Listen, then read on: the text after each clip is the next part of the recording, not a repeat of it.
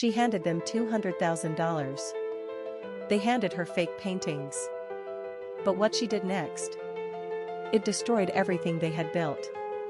This is how one gallery owner turned their own con game into the most satisfying revenge the art world has ever seen. Margaret Chen had spent 30 years building her reputation in the Manhattan art scene. Her gallery on the Upper East Side was known for discovering hidden gems, pieces that other dealers overlooked.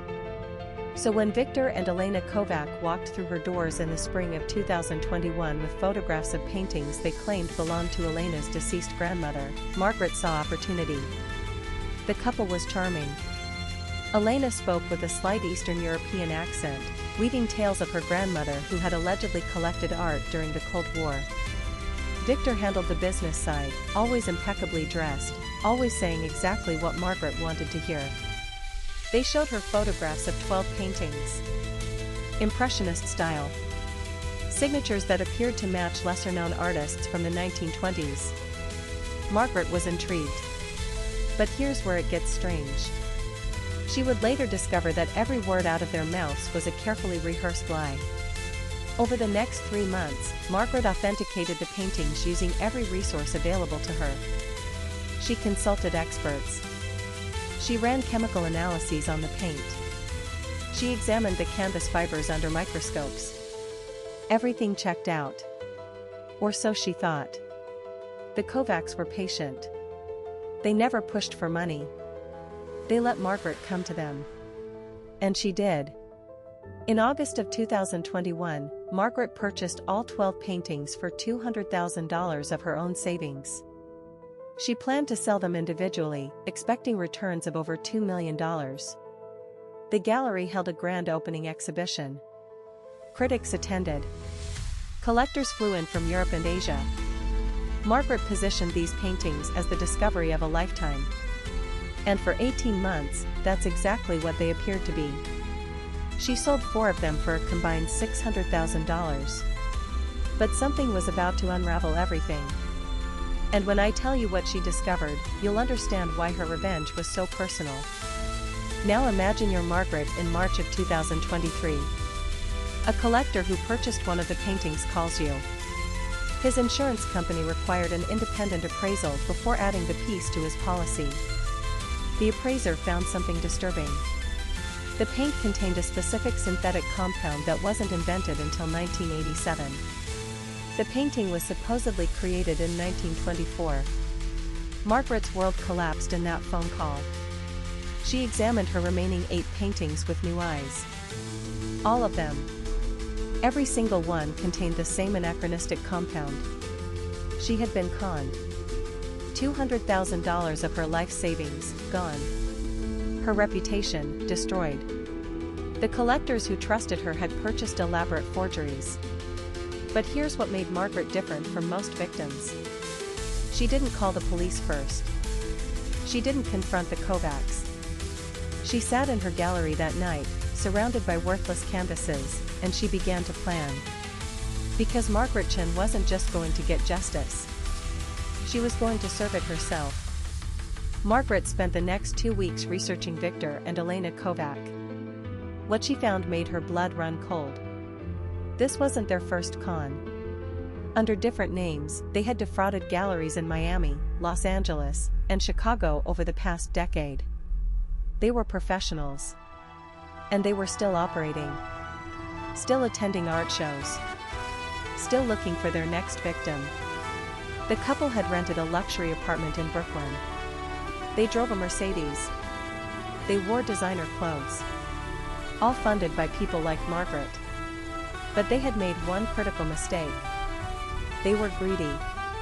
And greedy people always come back for more. Margaret knew that if she reported them to police, they would simply disappear and resurface somewhere else under new identities. She needed to trap them. She needed to beat them at their own game. So she made a decision that would consume the next 6 months of her life. She was going to become a con artist herself. And her only target was going to be the people who destroyed her.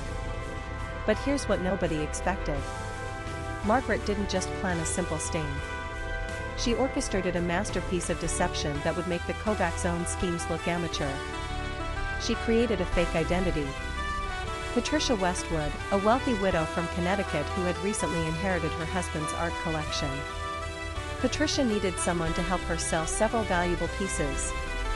She reached out to the Kovacs through mutual connections in the art world. They bid immediately. Margaret spent $40,000 of what remained of her savings to make Patricia Westwood real. Fake social media accounts going back years. A rented mansion in Connecticut for meetings. Forged provenance documents for paintings that didn't exist. She hired actors to play Patricia's attorneys and financial advisors. Every detail was perfect. Because Margaret understood something crucial about con artists. They don't verify their marks the way their marks should verify them. They're too confident. Too hungry. And that confidence was going to be their downfall. The first meeting happened in September of 2023. Patricia Westwood welcomed Victor and Elena to her Connecticut estate. She served them expensive champagne and showed them photographs of paintings she claimed were stored in a secure vault. The Kovacs were practically salivating. Patricia explained that she didn't trust galleries or auction houses. She wanted private sales. Discreet. Cash only. She would pay a generous commission to anyone who could find buyers. Over the next 2 months, the Kovacs brought wealthy collectors to meet Patricia. Real collectors. People they had cultivated relationships with for years. Each time, Patricia would show them photographs, discuss prices, and then postpone the actual sale due to legal complications with the estate. She was building something. And here's the genius of her plan. She wasn't trying to steal their money. She was stealing something far more valuable. Their reputation. Their network. Their entire operation. The trap was almost ready to spring. In December of 2023, Patricia announced she was finally ready to sell. She organized an exclusive private auction at the mansion. 20 collectors confirmed attendance. The Kovacs would earn a 10% commission on every sale. They expected to walk away with over $300,000. The night of the auction, everything was perfect. Catering, string quartet, valet parking. The collectors arrived in their finest attire, checkbooks ready. And then, just as Victor stood to begin the auction, Patricia Westwood disappeared. In her place stood Margaret Chen. The room fell silent. Margaret addressed the collectors directly. She explained exactly who Victor and Elena Kovac really were. She presented evidence of their previous scams. She showed the chemical analyses of the forged paintings. She revealed that Patricia Westwood never existed. And she asked each collector to contact law enforcement about any previous dealings with the couple. The Kovacs tried to run. But Margaret had thought of that too. Private security blocked every exit. What happened next spread through the art world like wildfire. Every collector in that room had connections. By morning, the Kovacs' names and faces were circulating through every major gallery network in the country. They couldn't show their faces at any reputable venue. Their luxury apartment lease was terminated when landlords discovered the source of their income. Their Mercedes was repossessed. But Margaret wasn't finished. She had documented every meeting, every conversation, every lie they told us Patricia Westwood. She compiled it into a comprehensive file and delivered it to the FBI's Art Crime Division. The evidence was overwhelming. In March of 2024, Victor and Elena Kovac were arrested and charged with wire fraud, conspiracy, and multiple counts of art forgery. They faced up to 30 years in prison. And those 4 collectors who had purchased forged paintings from Margaret's gallery? She personally contacted each one and refunded their money from the commission she would have earned. Margaret lost $200,000 to the Kovacs. She spent another $40,000 on her revenge operation. But what she gained was something money couldn't buy. Her reputation, restored. Her self-respect, reclaimed. And the knowledge that 2 predators would never hurt another gallery owner again. The art world rallied around her. Major collectors who had witnessed her takedown became loyal clients. Her gallery is now more successful than it was before the scam. She gives lectures at art schools about authentication and protecting yourself from fraud.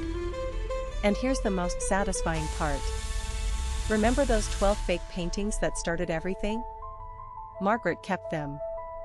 She displays them in a back room of her gallery with a sign that reads, "These paintings are worth nothing. But they taught me everything." She turned her greatest humiliation into her greatest strength. She transformed from victim to victor. And she proved that karma doesn't just arrive on its own. Sometimes you have to deliver it yourself. Now let me tell you why this story matters beyond the satisfying ending. Victor and Elena Kovac were not geniuses. They were simply confident. They relied on the fact that most people don't verify, don't question, don't dig deeper. They counted on trust being freely given. And for years, that strategy worked perfectly. But Margaret showed what happens when the right victim fights back. She didn't just want revenge. She wanted to dismantle their entire operation. She studied them. She understood their psychology.